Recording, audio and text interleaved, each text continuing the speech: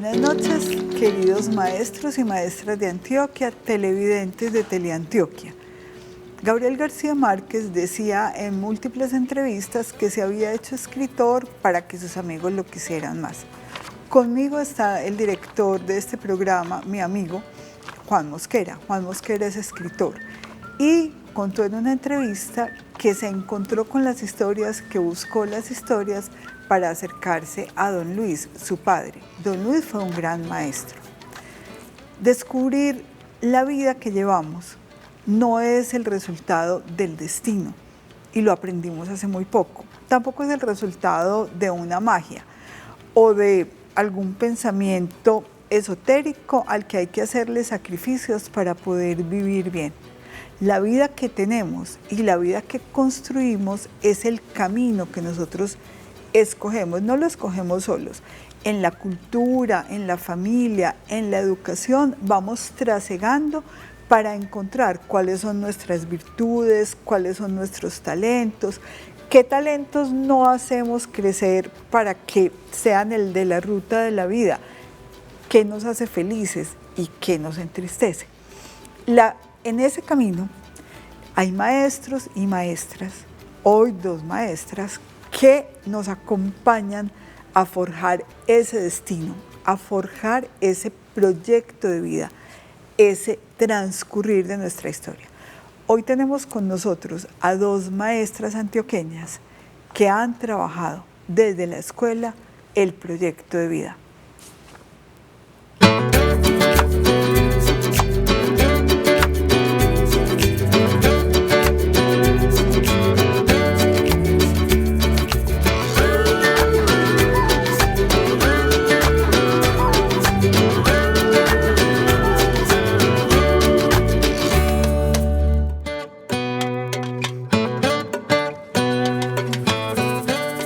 Buenas noches a todos, a todas las personas que nos acompañan hoy en esta emisión de Charlas Maestras. Como decía la maestra Luz María, hoy vamos a hablar sobre el proyecto de vida. El proyecto de vida que nace con uno mismo y que, si es bien acompañado, llega a un puerto en donde se puede ser feliz. Hemos conocido a 2 maestras que ayudan a ser felices a muchas personas. Una de ellas en Yolombó, otra en Frontino. A mi izquierda está Francia Leida Zuleta, docente de la Institución Educativa Normal de Yolombó, y a mi derecha Luz Migdonia Gómez, de la Institución Educativa Rural Novogacita, en Frontino.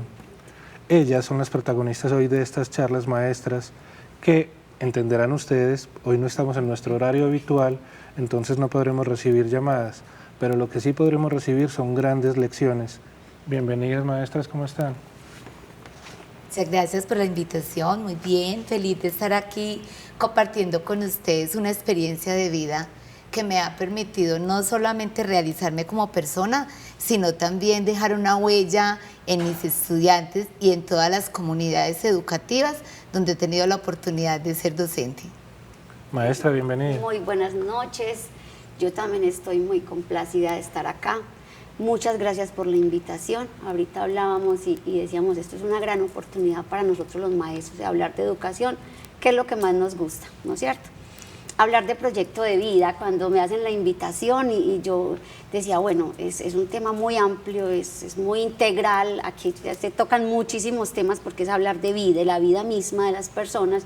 Entonces pienso que así no sea nuestro fuerte, sí podemos hablar de proyecto de vida a los estudiantes, porque somos los maestros, forjar en los estudiantes su proyecto de vida. Hablabas de felicidad y yo digo, qué rico poder decir cómo nosotros ayudamos a las personas a ser felices, a encontrar su esencia. Desde cualquier rama del conocimiento lo podemos lograr. Entonces conversar de esto es muy rico y es una oportunidad muy grande. Muchísimas gracias. Luz Migdonia, no hay una materia en el proceso educativo que se llame proyecto de vida ni futuro de vida. ¿Cómo se aborda en la escuela el proyecto de vida de los chicos? Me parece muy buen inicio y muy buena pregunta, porque Los maestros tenemos algunas cosas que nos hacen pensar y reflexionar y que de alguna manera decimos cómo lo hacemos. Yo como docente de matemáticas, ¿cómo hago para trabajar proyecto de vida? No, eso le toca a ética y valores, dejémosle esa rama a las sociales, pero es un trabajo integral, institucional. Yo pensando en historia, en proyecto de vida, digo, desde la misma institucionalidad.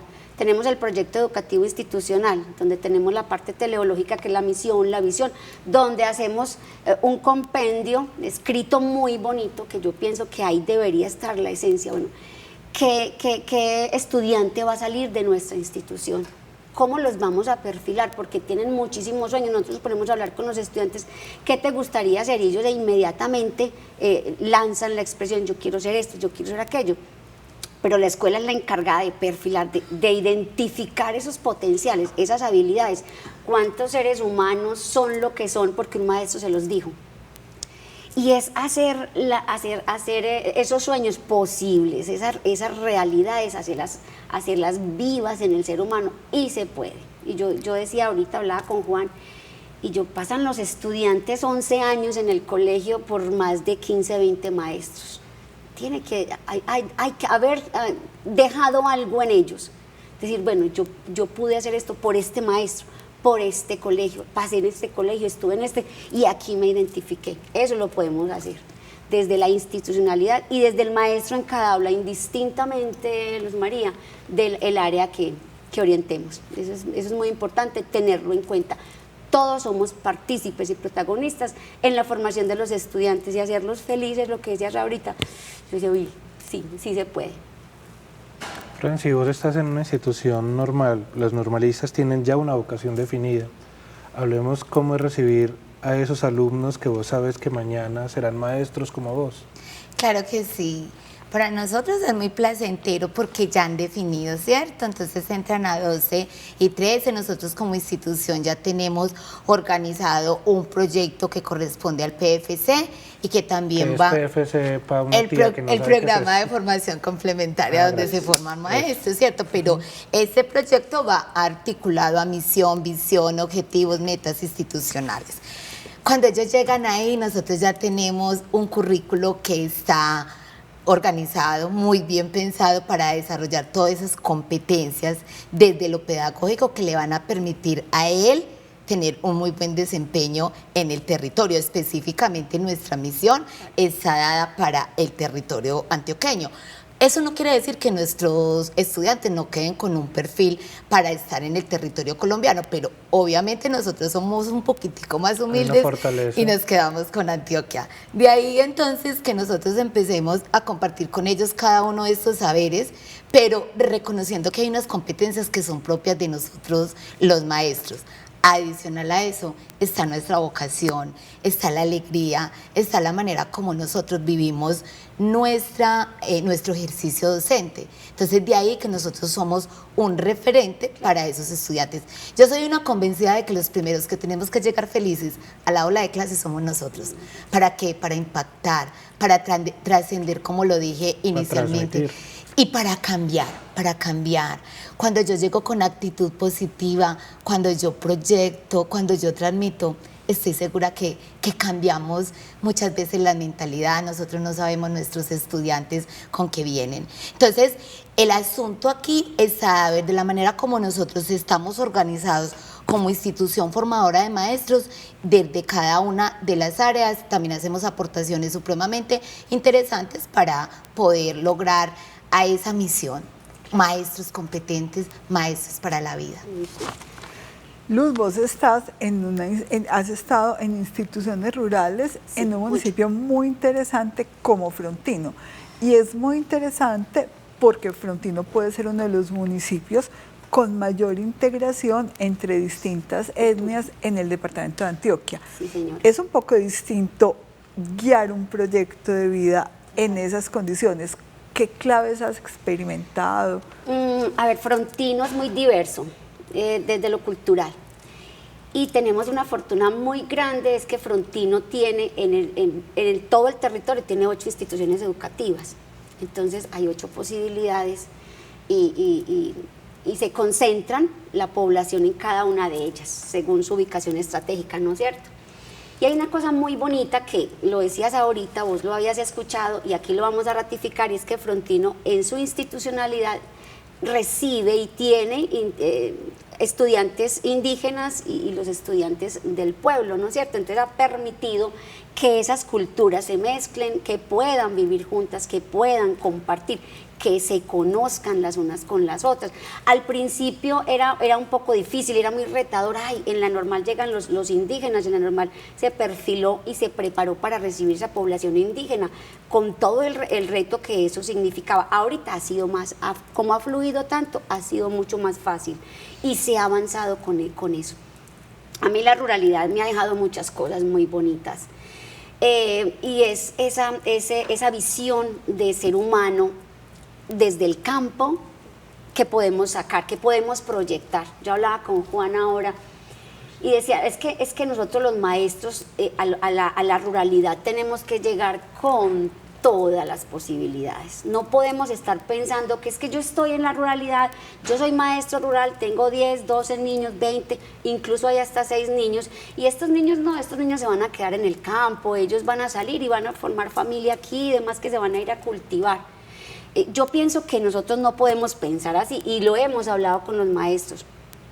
Tenemos que darles todas las posibilidades, tenemos que llevar un plan de estudio bien estructurado, tenemos que trabajar con ellos ese proyecto de vida. No importa que se queden en el campo, es que no es malo, o que salgan, se formen y regresen al campo con esa formación. Y les digo, y no lo vamos a pensar así, si no son profesionales, si no van a salir, que sean unos buenos papás, que tengan unas familias, que le prometan un futuro a esos hijos. Eso se da desde la escuela. Yo no perdono que un maestro esté pensando que porque los tengo en el campo, no, ellos no, la grandeza tiene que ser donde estemos, en la loma, abajo, cerca al río o en el municipio. Vos decías ahora que cuántos son lo que son porque un maestro les alentó un sueño. Hay algo importante ahí. Ni el maestro se tiene que frustrar, por eso vos decías, el maestro tiene que llegar alegre al salón. Y el maestro no puede frustrar al alumno, no puede entrar a decirle usted no va a poder. Yo quisiera que nos contaran, qué pena que me les meta a la intimidad, ¿quién les dijo a ustedes que podían ser maestras? Es decir, ¿dónde estuvo esa pregunta donde ustedes definieron, cuando le dijeron chiquito, ¿usted qué quiere ser? Y se imaginaron que iban a ser las maestras hoy, ¿qué son? Cuéntenos un poquito de la historia personal. Bueno, yo desde que era niña realmente mi juego de roles siempre estaba como encaminado a que yo era la maestra y era una buena líder. Y siempre yo me sentaba a jugar con mis amiguitas porque yo soy del campo, yo soy de una vereda del municipio de Yolombó, me siento supremamente orgullosa, se llama Barbascal. Entonces siempre le decía a mi papá, papi, yo quiero ser maestra. Mi hija, para eso falta mucho. Bueno, y quiero ser maestra, ingreso a mis estudios, la primaria la hice en la vereda, luego paso a bachillerato en el pueblo y entonces ingreso a bachiller pedagógico porque en ese tiempo no había... Normalistas. No eran los normalistas, exactamente. Y ahí yo cuando inicio mi práctica pedagógica me doy cuenta que eso es lo mío. ¿Y en tu casa había profesores, había maestros? En mi familia hay profesores, ¿cierto? Y mi papá también como que soñaba con que yo fuera profesora. Y pero que el sueño de él está un poquitico más alto. ¿Vas a ser él rectora? Quiere que yo sea rectora. Ahí termina mi proyecto de vida para mi papá. Bueno, entonces imagínense que... ¿Y vas a llegar a rectora? Claro que sí, con toda, y de mi normal. Vea, pues. Imagínate, entonces es un sueño que se ha venido tejiendo poquito a poco. Incluso yo, como permito que se tejan esos sueños en las aulas de clase, también me ha pasado a mí. Cuando yo ya ingreso a la docencia como tal, me vinculo en el municipio de Amalfi, en una vereda muy lejos, como acocada como a 5 horas de la cabecera municipal. Imagínense, en ese tiempo uno solamente salía a cobrar un mes por allá. Sí, un mes pero allá fascinada. Entonces, cuando ya empiezo mis estudios superiores, me inclino por una tecnología en ciencias naturales. No, yo nunca disfruté eso. Yo dije, Dios mío, ¿yo qué voy a hacer? Una profesional frustrada. Cuando llego a la Normal, me vengo de Amalfi, llego a la Normal, entonces claro, aparece el ciclo complementario, en ese entonces ya estaba. Y yo dije, no, yo no quiero ser profesora de ciencias naturales, empiezo a vivir cada una de las manifestaciones del arte de esa manera así, toda linda. Yo decía, ay, yo quiero impulsar a estos muchachos a que desarrollen la sensibilidad, procesos de socialización, y empiezo a ver como todo lo bonito de las artes. Yo soy licenciada en educación artística. Mis profesores en la Normal aún están, o sea, casi todos los de formación complementaria. Yo estudiaba y trabajaba a la par, entonces le mandé una carta a consejo directivo, por favor me dejan pasar la jornada para la tarde para poder estudiar en la mañana, y eso fue maratónico, pero muy lindo ver cómo yo estaba construyendo, cómo yo estaba realizando mis sueños a la par como lo estaba viviendo con mis estudiantes. Muchos de mis estudiantes quedaron marcados y se dan cuenta que todo se puede, que todo se puede. Porque además vos no solo lo decís, sino que te convertís en un testimonio. En tu caso, Luz Migdonia, porque eso es profe. Qué rica esa pregunta. No sé si es que todas me gustan, pero a mí me emociona mucho el cuento de educación. Lo mío fue, yo estuve en mis primeros años pues laborales en contabilidad. Estuve por esos lados, mi mamá siendo maestra. Y mi mamá, cuando salía a una incapacidad, en un permiso de unos días, me decía, anda, me vas a dar clase, Migdonia, para que los niños no se atrasen. Ah, listo, mamá. Y yo me iba y ese día me ponía la mejor pinta porque yo decía, ay, qué rico ir allá, pues todos los alumnos. Y empecé a notar que me gusta, y que a los estudiantes les gustaba que yo fuera. Entonces había como satisfacción, ¿no es cierto? Yo ya de 30 años, mi mamá me dijo, ¿viste, por qué no estudias el ciclo complementario? Mamá, sí, yo ya no me ubicaba como a mi edad, 30 años, no le hace, yo no, seré la más viejita de allá, pero no importa. Hice el ciclo complementario en la Normal Superior de Frontino, una experiencia maravillosa. Me pasa lo mismo de Franci. Cuando iba en el segundo semestre me dijeron, ¿querés dar matemáticas acá en la Normal? Y yo, ay, mi mamá profe de matemáticas, ella me ayuda, ella me impulsa, listo, dale. Y asumí ese reto, eso fue. Y ahora me siento privilegiada y yo digo, Dios, ¿a qué horas me escogiste y a qué horas yo decidí ser maestra? Porque en estos 22 años que llevo de maestra es una pasión, y lo digo sin temor, porque aquí ya esta palabra se volvió pública, porque nos va a ver mucha gente, y la gente sabe que mi pasión es educación, que me gusta, que soy feliz en las aulas, con los maestros, con los niños. Entonces nace de familia de mi mamá. Luego el impulso que me da, la idea que me da, bueno, y la oportunidad que se me ha dado. Entonces ha sido una trayectoria muy bonita, no ha sido sufrida, ha sido de mucho estudio, porque también yo pienso que el proyecto de vida del maestro tiene que estar permeado por el estudio. Hablamos ahorita por el corredor, la autoformación. Si los maestros no asumimos el reto de asumir lo nuevo con cosas nuevas, no vamos a poder, no vamos a lograr. Entonces, esto es una cosa encantadora para mí, estar en la docencia y vivir la docencia, con el estudio, con la formación, con la autoformación, con todas esas cosas. O sea, para mí es lo mejor que me ha pasado en la vida. Y enseguida tener esas oportunidades, digo, uy, por ser maestra estoy aquí, es que es por eso. Niña Luz. Juliana Díaz García es directora de permanencia escolar en la Secretaría de Educación de la Gobernación de Antioquia. Escuchemos qué tiene para decirnos sobre Proyecto de Vida. Quizás una de las preguntas más difíciles a las cuales nos tenemos que enfrentar a lo largo de la vida, desde que empezamos nuestra trayectoria educativa, es qué queremos ser cuando seamos grandes. Y escribir esa historia, pues no es nada fácil. Sin embargo, la escuela juega un papel determinante en poder pensar en qué queremos ser. Es por ello pues que los maestros y maestras tienen un reto muy importante en inspirar a nuestros niños, niñas y adolescentes en ese hacer en un futuro. Es claro que a lo largo de estos años se ha desmontado mucho ese paradigma de que debemos ser en ese deber ser en algunas profesiones que no es que estén mal, pero que tradicionalmente hemos como idealizado ser médicos, enfermeros, arquitectos, y hoy es válido repensarse eso en función también de un territorio tan diverso como lo es Antioquia, en el cual los profes y también las alcaldías municipales puedan pensar en ofrecer e inspirar a sus jóvenes en quedarse pensando en una orientación vocacional centrada en el territorio, y que podamos fortalecer esa vocación productiva y esa capacidad laboral que pueden tener al quedarse en sus municipios y aportar en el desarrollo del departamento.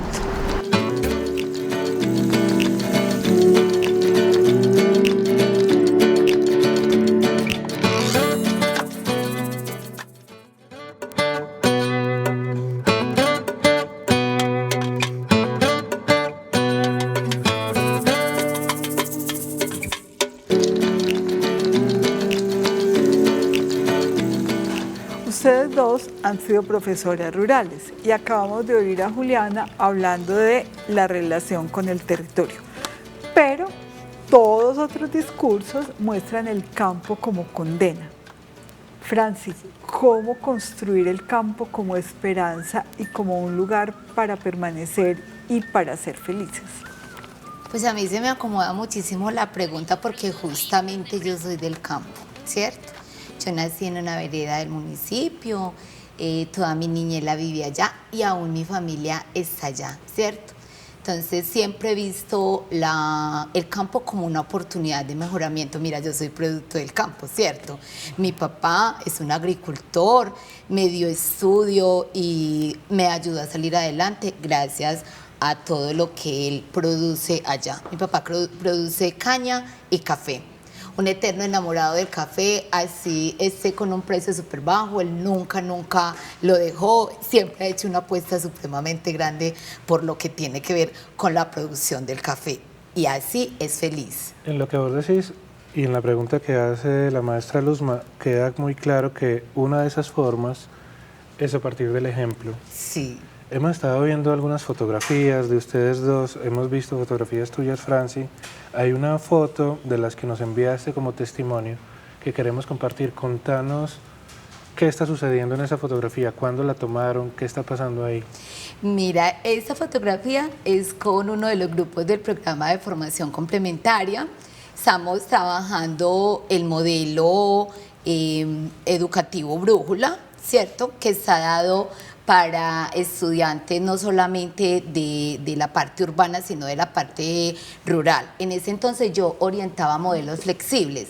Entonces es como ver en el campo y en otros escenarios todas esas oportunidades que de pronto no se valoran. ¿Por qué? Porque no las conocemos. Son unas realidades donde también se puede salir adelante, se puede mejorar la calidad de vida, se puede soñar. Y el estudio sirve como un mediador, porque ¿quién dijo que la producción de café no se puede asumir desde lo que tiene que ver con la tecnificación o el cultivo de la caña u otros cultivos que son diversos y que en este momento tiene gran acogida en la parte comercial? Entonces es poder compartir eso con el estudiante. Te quedas en el campo, pero el estudio te va a ayudar a mejorar toda la producción, porque también tenemos que pensar en rentabilidad. O sea, yo me tengo que quedar allá para mejorar mi calidad de vida, porque si no lo veo de esa manera, es donde terminamos entonces viendo la ciudad como la opción, y no es así. Y el campo como La que sí. educación, todos los procesos de formación son los que permiten entonces verlo de otra manera. Y yo pienso en esa pregunta que haces, pienso que es la escuela posicionada ahí la que garantiza eso. Hay un proceso de análisis del contexto, de reconocimiento de la realidad, lo que decía ahorita la compañera Franci, que eso lo debe hacer la escuela para permanecer en conversación frente a ese contexto. Lo que me remito a lo que dice, si hay producción de café, de caña, entonces la escuela debe estar construida, pensada y analizada para ese contexto, para esas posibilidades que van a tener los estudiantes de poder volver con más técnica, con más tecnología o de poder formar su propia empresa. Yo les digo a los estudiantes en las pocas oportunidades, porque me muevo mucho con los maestros, es ustedes tienen que estar pensando aquí en 10 años qué va a pasar, cuáles van a ser los empresarios de acá de Novogacita o de Nutibara, cuáles son los empresarios que van a traer aquí empresa, que van a dar empleo, porque es que ahí es donde está la esencia. Pero entonces nos remitimos a la escuela sí se pensó para darle la clase a los estudiantes, ese currículo y ese plan de estudios sí está contextualizado, que no vaya a estar traído de otra parte, porque allá funcionaba no sé qué y no sé qué, entonces yo llego porque funcionó así. No, es que aquí caminamos distinto, aquí tenemos un entorno diferente, aquí tenemos que conversar de lo que hay aquí, a ver cómo lo transformamos. Yo tuve una experiencia en uno de los municipios que yo trabajé, y me dijo el rector, andate a 11, conversate con los estudiantes, vamos para pruebas a ver que quieren ser, a motivarlos, a conversar con ellos, y cada uno, y el médico, el ingeniero, todo, y estaba el conductor y los muchachos se reían, que manejar carro, que no sé qué, yo no, vamos a calmarnos, que vamos a hablar de todos estos proyectos. Y yo concluía con ellos, yo les decía, todo lo que están pensando es válido, soñar vale la pena, pero les voy a decir, ninguno de lo que ustedes dijeron da plata. Ay, no, profe, pero ¿cómo así que no da plata? Porque pensamos es en dinero, ¿qué es lo que nos da dinero? O sea, tenemos esa concepción.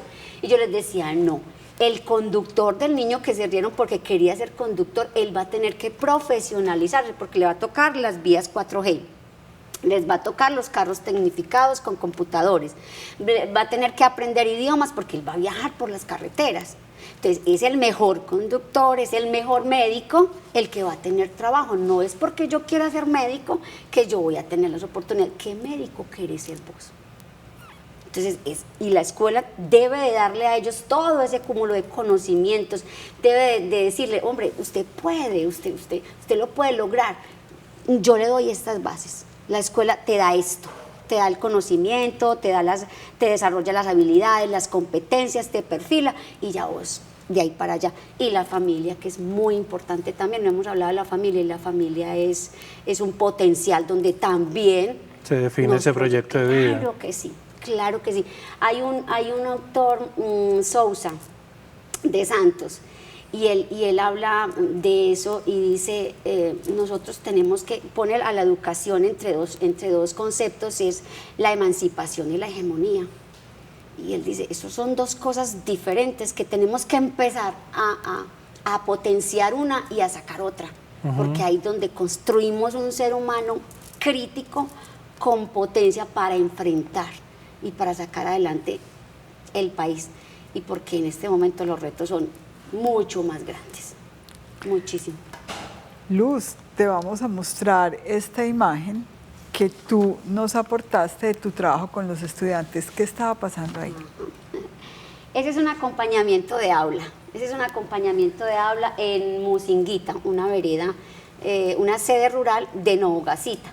Y ahí se estaba trabajando con los estudiantes las matemáticas, los conjuntos matemáticos, pero desde el material concreto. Y ahí vemos cómo los niños estaban construyendo sus propios conjuntos y la maestra estaba direccionando una serie de preguntas y de interrogantes para que ellos, y motivándolos a ellos a llegar al concepto matemático en ese caso de la clase. Estábamos en ese momento. Y los niños, miremos los niños con material concreto, además de un material de colores, visible, que lo pueden mover, cómo los niños se concentran. Ahí están en una mesa redonda con la maestra y es un momento muy bonito. Y yo creo que no hay actividad que uno tenga en el colegio que de alguna manera no lo esté preparando para la vida. Aunque uno hoy día se pare y diga otro día sin hacer nada con el trinomio cuadrado perfecto, igual suele suceder que muchas de esas cosas a las que tal vez no le prestó la atención suficiente hicieron posible que hoy, por ejemplo, uno tenga amor a la lectura. Pues digo que no les prestó la atención, es que no que las haya dejado de lado, sino que eran una más entre tantas. Y esas cosas que fueron alguna vez una más entre tantas ayudaron a formarlo a uno. Hay algo, sobre todo en la pregunta de Luz María ahorita, y en la conversación que decía Juliana y en lo que ustedes dos han dicho, claro, es que los medios de comunicación decimos qué tan bueno ser médico, qué tan bueno ser... Hubo un tiempo en Medellín, no hace mucho, es decir, hace 10, 12 años, donde hubo una gran cantidad de personas que se presentaron para estudiar criminalística, porque estaba de moda un programa que se llamaba CSI, y empezaron a llegar CSI, NCIS, no sé qué, un montón de programas que eran de detectives que hacían actividades de criminalística. Y eso disparó la cantidad de personas que se presentaron a tipo... Y aquí no tenemos la tecnología que los pelados veían en televisión. Obviamente no todos lograron llegar a estudiar eso. Vuelvo a la pregunta de la maestra. ¿Cómo enamorarlos del campo? ¿Cómo enamorarlos de... ¿Cómo decir con orgullo yo soy montañero? En una sociedad que convirtió esa palabra a veces en un insulto.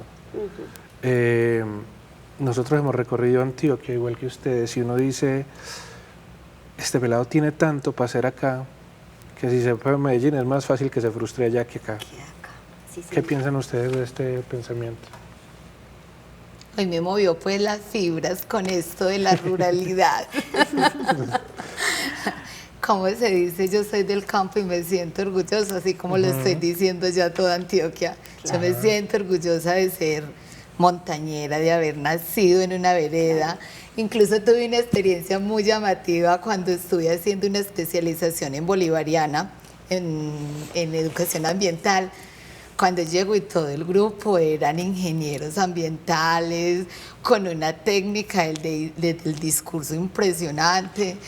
Y yo soy muy paisa, ¿cierto? Cuando yo hablaba, ay, Dios mío bendito, y yo decía, ay, qué sufrimiento, pero no, yo soy montañera, yo soy de Yolombó y esto no puede cambiar las cosas. Entonces ellos me miraban como un poquitico raro, ¿cierto? Porque no estaban acostumbrados a compartir con una persona, primero de pueblo y segundo que tuviera ese acento de paisa tan marcado, pero entonces se fueron acostumbrando, mi alegría, yo los fui contagiando, los fui involucrando, porque ellos no eran capaces de hacer lo que yo hacía en el aula de clase, o sea, ellos no tenían la espontaneidad de lo creativo, la imaginación y todo eso. Entonces, ¿cómo decir que somos montañeros y que orgullosamente lo podemos decir así, de manera abierta, como yo lo hago hoy? Enseñando con el ejemplo, primero, que yo me sienta orgullosa, que yo tenga también la capacidad de demostrarlo, porque es que estoy orgullosa de ellos, ¿cierto? Entonces, es mi mismo proyecto de vida, yo vengo desde abajo, y mire, y he sufrido, he tenido dificultades, me ha tocado superar obstáculos, demasiados, y aquí estoy, viva, soñando. Yo no sé si todos los sueños que tengo en este momento se vuelvan realidad, pero si no alcanza, pues listo, hasta ahí nos alcanzó la vida, ¿cierto? Para soñar. Esto es lo que yo le transmito a mis estudiantes, si se puede. Las oportunidades hay que aprovecharlos en el lugar donde nosotros estemos. Llámese este canal rico, yo estoy súper emocionada de estar aquí hoy. Yo llevaba toda una vida soñando con venir a este canal, pero no justamente pues como a dar un paseo, no a estar aquí sentada ante todos los antioqueños y diciéndoles, vea, yo trabajo en el canal comunitario del municipio de Yolombó. Hago unos programitas que se llaman, es un despertar educativo chiquito, ¿cierto? El despertar educativo es el programa que tiene Pesadilla, donde nos mantienen informados acerca de todo lo que tiene que ver con el sindicato. Y vos tenés tu versión. Exactamente, entonces allá hacemos una réplica con unos profes que son pues muy versados en el tema, y también compartimos experiencias significativas de los docentes, porque no es solamente venir a hablar de un sindicato, no, es también poner en escena lo que los profesores de Yolombó hacemos. Yolombó y Frontino. ¿El viaje fue muy largo, Luzma, sí o qué? Cuenten, Sí, el viaje fue largo. Estamos en el canal de todos los antioqueños. De aquí no se pueden ir sin decir qué, porque es que el viaje, tuvieron tiempo para pensar, yo voy a aprovechar esa cámara para decir algo. Para decir algo. Sí, Juan, hay que decir, en educación hay muchas cosas que decir, pero desde el corazón, desde lo que sentimos y vivimos, yo pienso que los maestros, yo le invito a los maestros a creernos el cuento de educación, a creer que estamos en el mejor lugar, a comprometernos con país, porque nosotros tenemos en las manos el futuro, los niños, los jóvenes, que muchos perdieron la esperanza, que a muchos les ha dolido muchas cosas, muchos vienen de realidades muy duras. Y alguien dice, el conflicto te ayuda a aprender y el conflicto te saca de la nada. Entonces pienso que los maestros nos tenemos que creer este cuento. Formemos comunidad de docentes, a mí me encanta. Yo tengo un grupo en Frontino que este año hemos bajado un poquito la guardia porque mi situación familiar ha sido un poquito difícil. Y se llama Pioneros Educativos Frontino, y en 2 años estuvimos conversando de educación y haciendo locuras y haciendo cosas, tratando de asentar una filosofía de grupo, y yo decía, yo quiero formar pioneros en Frontino, en Uramita, en Peque, 5, 6, 7 maestros que voluntariamente se reúnan y saquen tiempo de ellos hablar de educación, y que hablemos desde Uramita para Frontino, Dabeiba, y volvamos una red de maestros. La conversación entre profesionales tiene muchísima fortaleza y tiene mucha oportunidad, porque es que somos profesionales hablando y volviéndonos expertos en el tema. Y yo digo, nosotros los maestros somos una masa grande. Vos hablabas de una cantidad, no recuerdo la cantidad de maestros en Colombia. ¿Qué haríamos todos esos maestros donde nosotros nos sentáramos a conversar, a conciliar, a escuchar qué es lo que vos sabes como maestro, qué te soñas, qué podemos hacer en la institución? Formar comunidad de docentes, ser conscientes que tenemos el material humano, que es el más delicado y el más prometedor, y comprometernos con país y tratar de decirle a los gobernantes, educación es la salvación. Con estas palabras tuyas, tan aleccionadoras, además inspiradoras al mismo tiempo, nos vamos a ir a unos mensajes y ya regresamos para escuchar también, Franci, qué cosa no puede dejar de decir después de pegarse el viajecito hasta acá. Ya regresamos. Esto es Charlas Maestras y es posible gracias a la Secretaría de Educación de la Gobernación de Antioquia.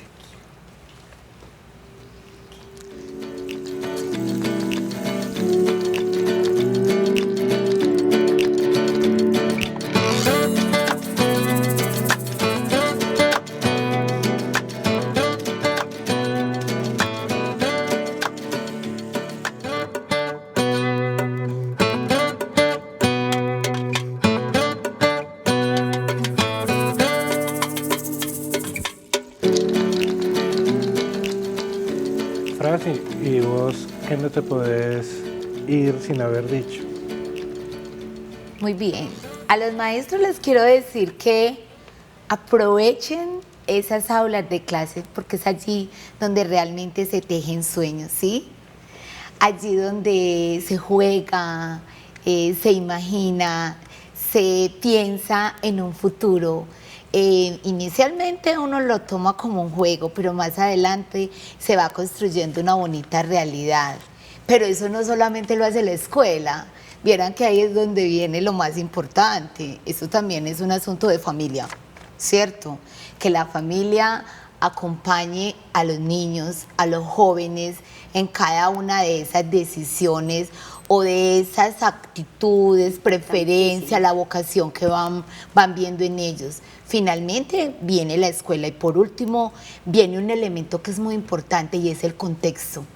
En el contexto también encontramos la necesidad. Nuestros estudiantes hoy en día tienen la capacidad de decidir porque ven que determinadas profesiones en este momento no están dando los resultados esperados, ¿cierto? Entonces ellos empiezan a hacer ese tipo de análisis y basado en eso es que yo como maestro tengo que empezar también a apoyarlo, ¿cierto?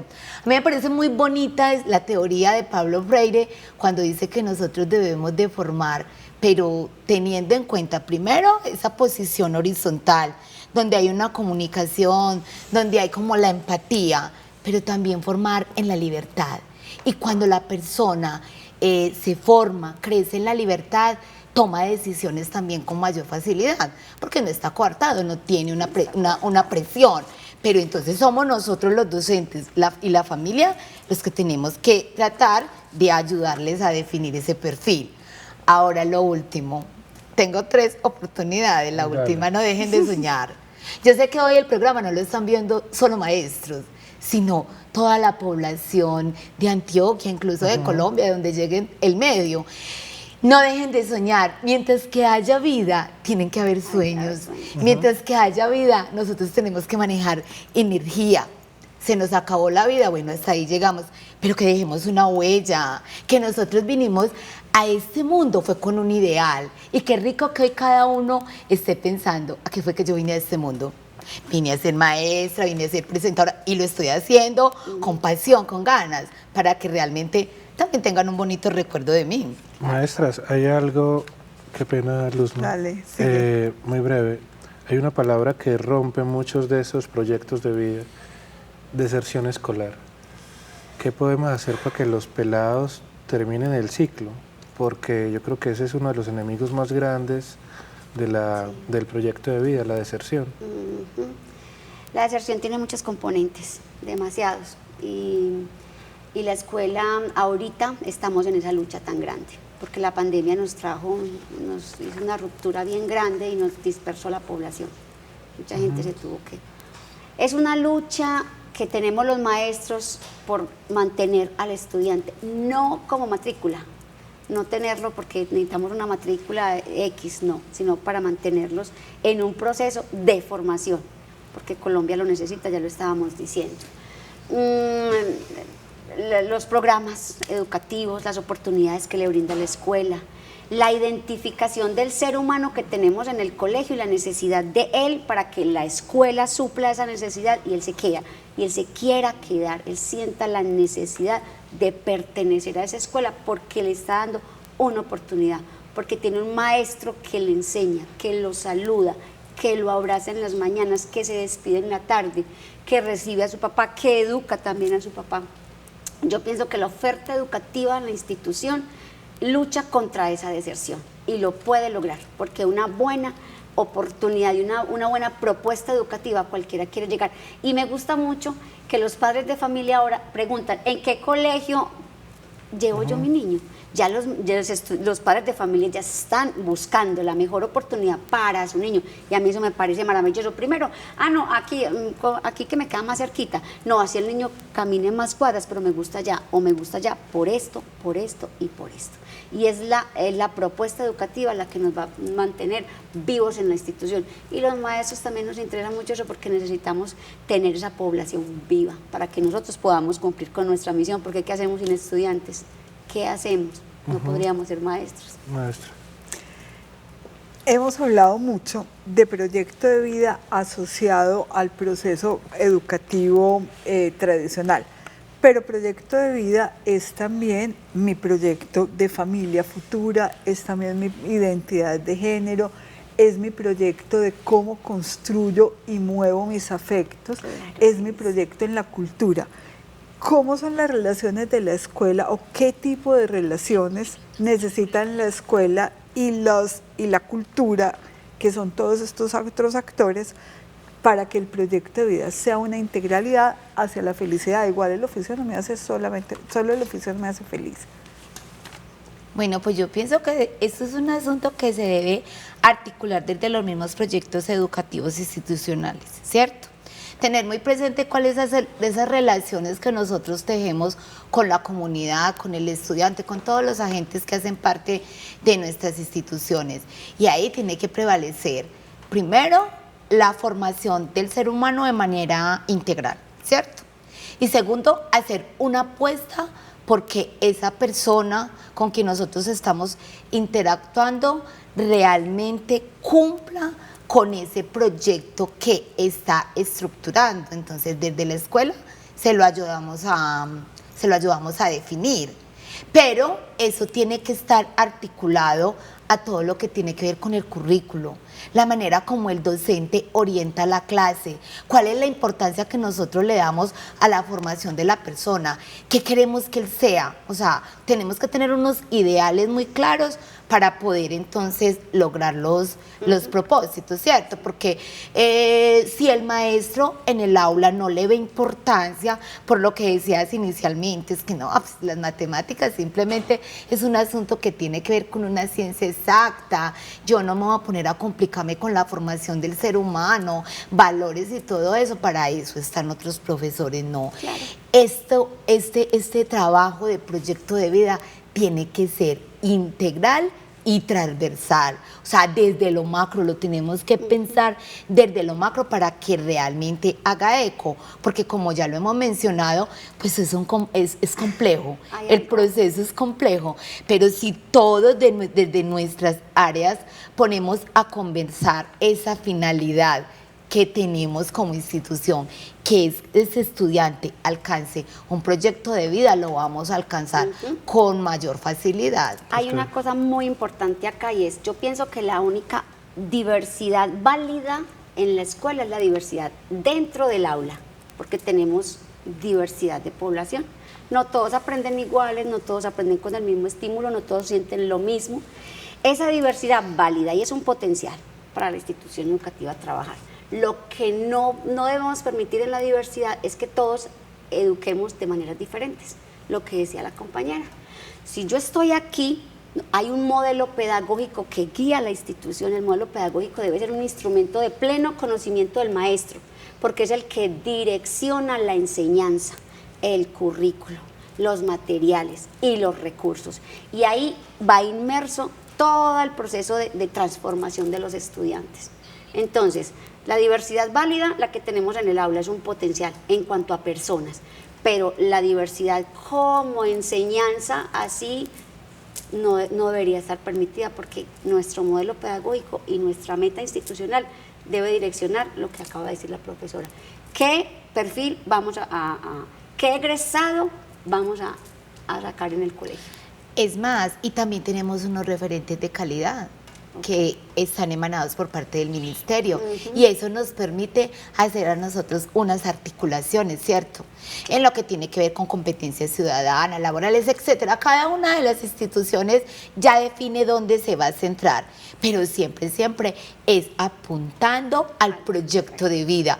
Proyecto de vida yo lo amplié desde ahorita, no solamente de nuestros estudiantes, también el de los docentes, también el de las personas que trabajan con nosotros, cómo ese proyecto de vida también toca a padres de familia. Es que esto es una red, se teje de una manera magnífica, son oportunidades y justamente se dan desde la escuela, magnífico. Y no solamente educa la escuela, la responsabilidad no solamente está en los profesores. El padre de familia no entrega un hijo para que le devuelvan un profesional. El padre de familia, la madre de familia tiene que acompañar a una persona a realizarse como humano. Unas palabras para terminar, maestra. Bueno, hemos aprendido mucho de dos docentes, dos maestras que están en territorio, que están en los municipios, que han recorrido lo rural. Proyecto de vida es escoger mi profesión, pero proyecto de vida es escoger como ser humano quién soy. El maestro pone unas semillas, la familia pone otras semillas, el contexto pone otras semillas, y no es el maestro de ética, son todos los maestros. Ellas nos han enseñado cómo acompañamos a los niños, cómo acompañamos a los jóvenes a tener una vida que sea feliz o que busque la felicidad. En una semana más nos volveremos a encontrar aquí en estas charlas maestras.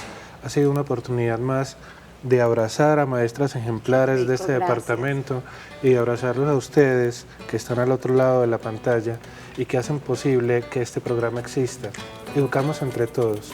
Esa es parte de la misión de este programa. Muchas gracias. Muchas gracias a ustedes. Muchas gracias.